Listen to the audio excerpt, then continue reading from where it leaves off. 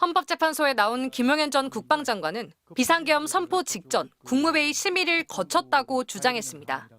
A4 한 장짜리 계엄 선포문을 국무위원들에게 나누어 줬다는 겁니다.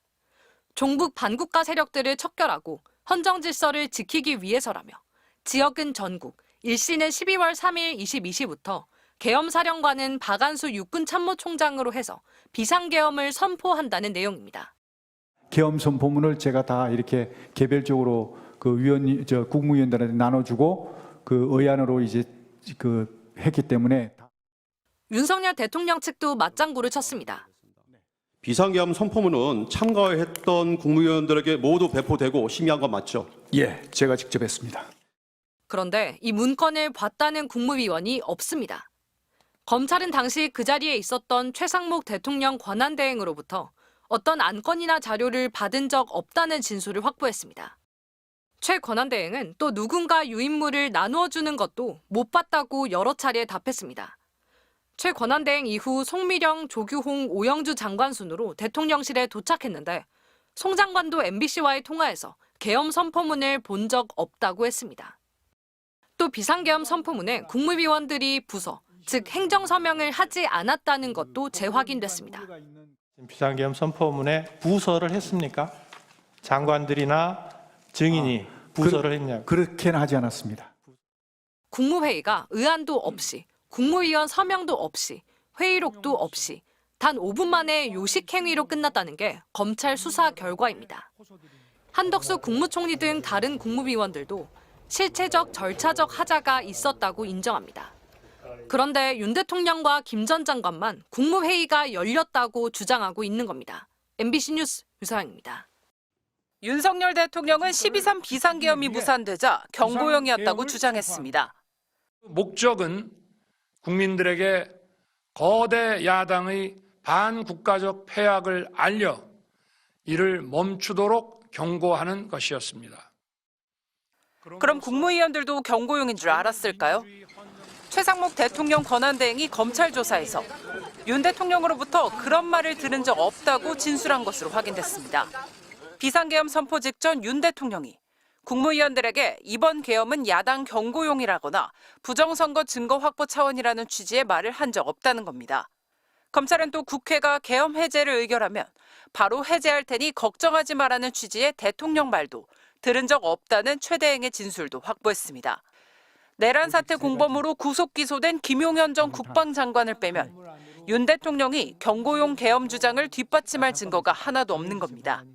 그런 경고용이었다면 네. 그 국무위원들 모였을 때 이게 경고용이다 이런 얘기는 왜 안 하셨어요? 그런 걸 얘기하는 것은 그거는 전략적인 차원이지 그런 얘기를 하는 건 안 맞죠.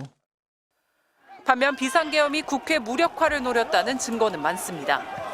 윤 대통령이 직접 국회의원들 체포를 지시했다는 증언, 국회 정치 활동을 금지한 포고령, 대체 입법기구 예산 편성을 지시한 최상목 문건 등 한둘이 아닙니다.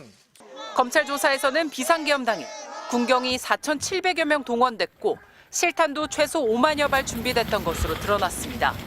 경고용 계엄 논리는 윤 대통령이 내란죄 처벌을 피하기 위해 사후에 만들어낸 것으로 의심이 드는 대목입니다. 최 권한대행은 검찰 조사에서 당시 국무위원들이 몸으로라도 대통령을 막았어야 했다고 후회한다는 취지로 진술한 것으로도 알려졌습니다. MBC 뉴스 박솔립입니다. 김용현 전 국방장관은 국무회의에서 비상계엄 심의를 거쳤다고 주장했습니다.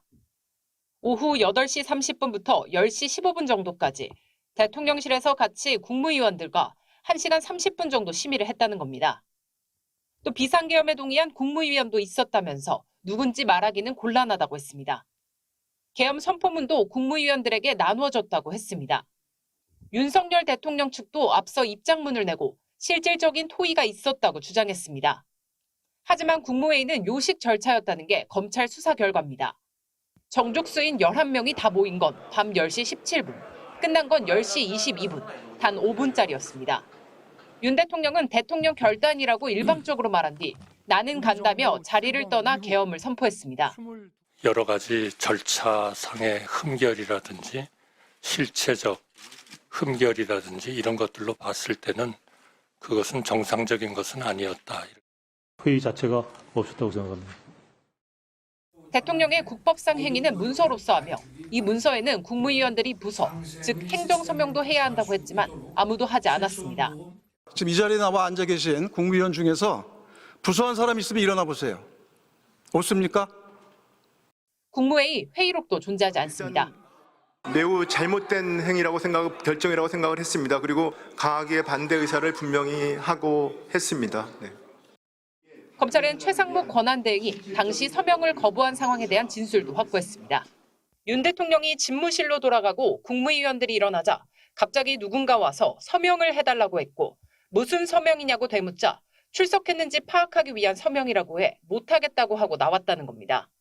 최 권한대행은 국무회의의 틀을 갖추려고 하는 의심이 들어 서명을 거부했다고 진술한 것으로 파악됐습니다. 윤 대통령과 김 전 장관이 실체가 드러난 계엄 선포의 위헌 위법성을 덮기 위해 국정 운영을 함께했던 장관들마저 거짓말쟁이로 몰고 있습니다. MBC 뉴스 박솔립입니다.